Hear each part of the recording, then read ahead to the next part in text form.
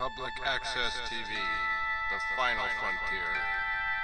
Join me and the good cyber ship Inmendham.com in this desperate voyage through the dense space of human understanding to seek the grand promise of progress, to go to a truth that no TV show has gone to before.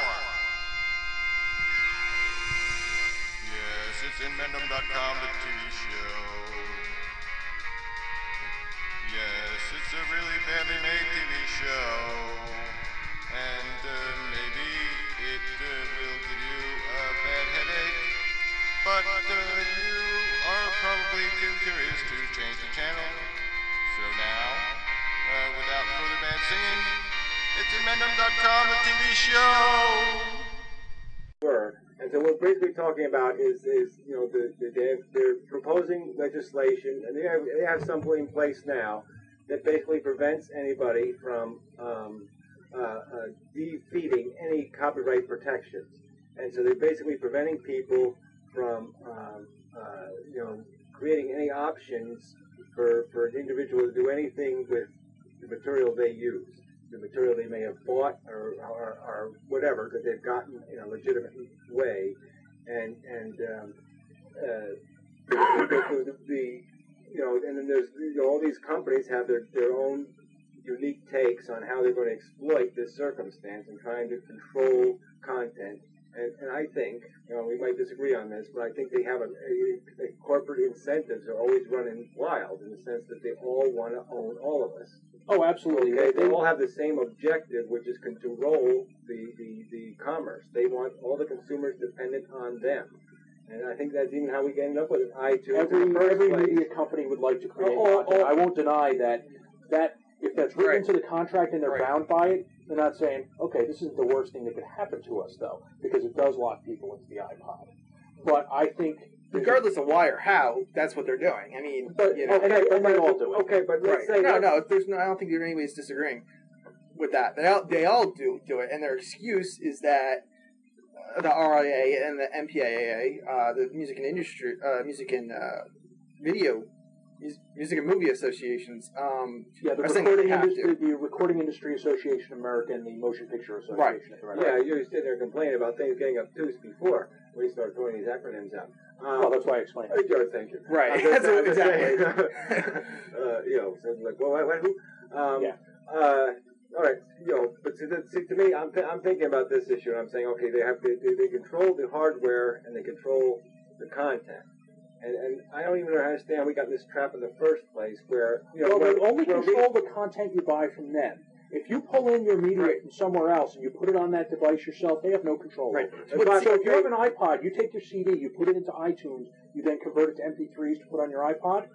Okay, DRM. And it's still going to communicate with my computer all right. So I can still put them and you can transfer it to other devices. But this is the thing. Basically, what you're paying for is when you buy music from iTunes or you buy it from Microsoft, you're paying for restrictions. You're paying them to give you music that you have very little you can do with it other than play it on your computer or play it on a very specific device that you bought. If that device dies, you won't be able to use your music anymore. If you want to purchase a new player, you have to purchase one that's compatible. It's got to be Microsoft compatible, or it's got to be another iPod because Apple won't let you transfer it to any other type of device because of this DRM, digital restrictions management technology thing. And I don't really think it stops people who are really out to somebody who's trafficking in China in stolen copyright material. That's another irony. Stopping that. You're not going to stop me from Sony. We're recording this on a Sony device.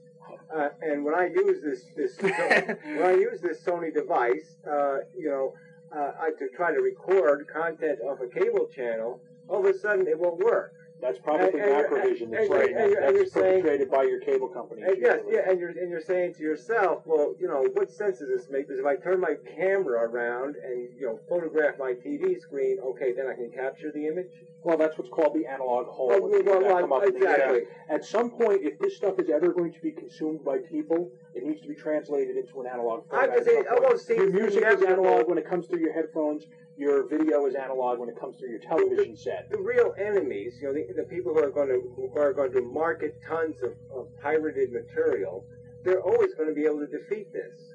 Yes. Don't you think? Exactly. And every version of they're DRM stopping is the little individual who might want to get this the is something- grandmother. This is the whole monopoly business. They're not Microsoft and Apple are not doing it because they're doing it to create a monopoly. They're not doing it to prevent piracy. But I think that they are bound by the RIAA and the other organizations to do it for that reason because they mistakenly think that will work. Even if that wasn't true, Microsoft and Apple both have an incentive to have DRM. That's true, but I don't think people would stand for it if it wasn't required.